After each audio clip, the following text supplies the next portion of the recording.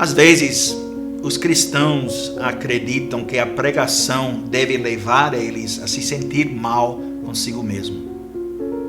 Quando você sai da igreja, não pode dizer que ouviu uma mensagem poderosa e fiel, a menos que deixe o prédio da igreja com a sensação de ter sido agredido, machucado e batido espiritualmente. Nós sabemos que os falsos mestres se tornam populares pregando uma mensagem não bíblica que ensina as pessoas a se sentirem bem consigo mesmos. Mas a resposta a essa tendência pode ser um movimento para o outro extremo. Então, alguns cristãos desenvolveram a ideia de que um sermão realmente bom é um sermão que faz você se sentir como se seria bom sair da igreja de joelhas sem olhar nos olhos dos outros, porque você se sente tão mal sobre seu estado espiritual. Mas esse não é o objetivo da pregação. Sim, nós sabemos que precisamos conhecer nosso pecado e miséria para entender verdadeiramente a natureza e a grandeza da nossa libertação, para que sejamos levados à gratidão mais profunda a Deus. A mensagem do Evangelho tem o objetivo de nos levar a Cristo, para fora de nós mesmos, para não manter o foco em nós mesmos. É isso que os escritores do Novo Testamento fazem.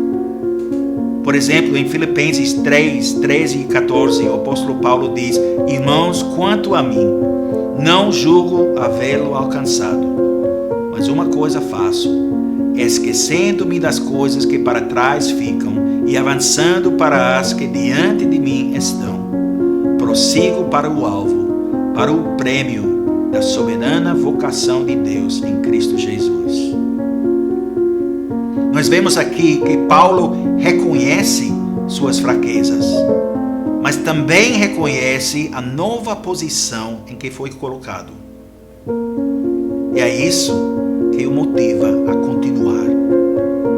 E porque Cristo Jesus nos fez sua possessão, nós podemos, como Paulo, contar todo o resto como lixo em comparação com a grandeza, essa grandeza superior de pertencer a Ele.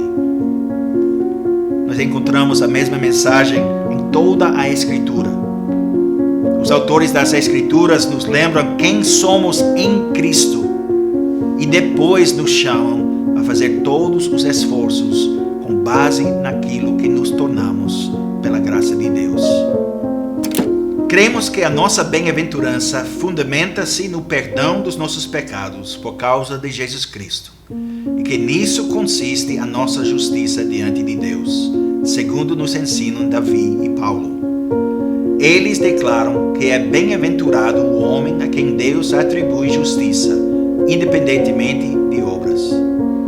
O apóstolo também diz que somos justificados gratuitamente por sua graça, mediante a redenção que há em Cristo Jesus. Portanto, sempre nos apegamos a esse fundamento firme. Damos toda a glória a Deus, humilhamos-nos diante dele e reconhecemos aquilo que realmente somos. Nada temos que reivindicar por causa de nós mesmos, nem por mérito nosso, mas dependemos e descansamos somente na obediência de Jesus Cristo crucificado. Esta obediência é nossa quando cremos nele.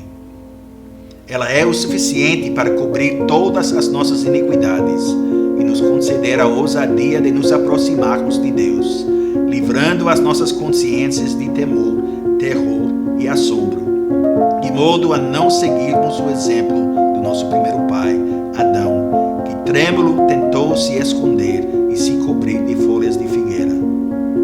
Certamente que seríamos consumidos se tivéssemos que aparecer diante de Deus confiados em nós mesmos, por pouco que fosse, ou em qualquer outra criatura. Ai de nós! Por isso, todos devem dizer com Davi: ó Senhor, não entres em juízo com o teu servo, porque à tua vista não há justo nenhum vivente. Podemos crescer em serviço a Deus com uma consciência livre de medo, terror e pavor. Não precisamos e não devemos estar em constante dúvida sobre se somos salvos ou não, ou se somos realmente cristãos ou não. Não precisamos nos perguntar constantemente se nossos pecados foram perdoados ou não. A palavra de Deus nos diz que devemos viver de uma maneira que agrade a Deus, porque Cristo nos deu tudo o que precisamos para viver e a piedade. E quando procuramos fazer isso, viver de uma maneira que agrade a Deus, nós podemos chegar a Ele com ousadia, em total confiança, não por causa de quem somos, mas por causa de quem Cristo é, por causa de quem Ele é para nós, por causa de quem somos nele. E é isso que deve nos motivar a nos dedicar a Deus, a abandonar o pecado, a nos arrepender e a nos voltar para Deus. É tudo sobre Cristo. Não devemos ser constantemente introspectivos, sempre olhando para nós mesmos. Quando estamos ansiosos, quando estamos com medo, quando estamos lutando, sofrendo, devemos olhar para Cristo e focar nele.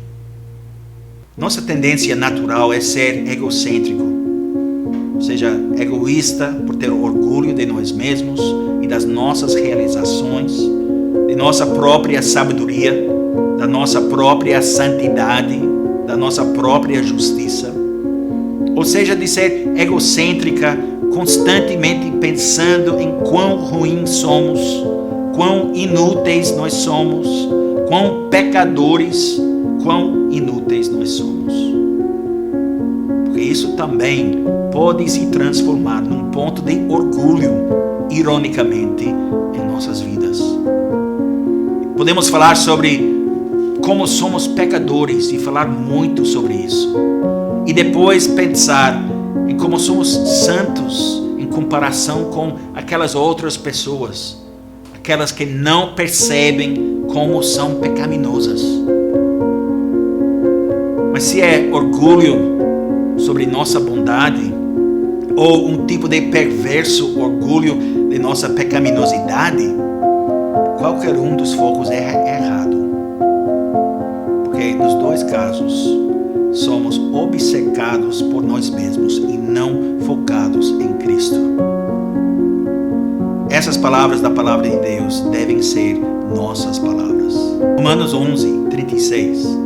Porque dele e por meio dele e para ele são todas as coisas. A ele, pois, a glória eternamente. Amém. Romanos 16:27. Ao Deus único e sábio seja dada glória, por meio de Jesus Cristo, pelos séculos dos séculos. Amém.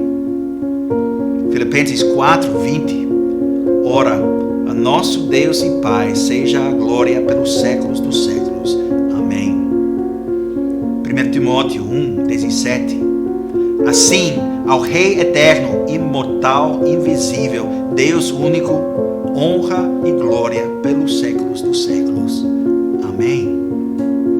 E finalmente, Apocalipse 7:12. O louvor e a glória e a sabedoria e as ações de graças e a honra e o poder e a força sejam ao nosso Deus pelos séculos dos séculos. Amém. Esse é o propósito da nossa existência. Glorificar a nosso Deus, nos humilhar diante dele, reconhecendo quem somos, mas descansando na confiança da obediência de Cristo. E quando pela graça de Deus, através da obra do Espírito Santo, nós fazemos isso, podemos nos aproximar a Deus em confiança, com consciência limpa em Cristo. Tendo, pois, a Jesus, o Filho de Deus, como grande sumo sacerdote que penetrou os céus, conservemos firmes a nossa confissão. Acheguemo-nos, portanto, confiadamente junto ao trono da graça, a fim de recebermos misericórdia e acharmos graça para socorro em ocasião oportuna.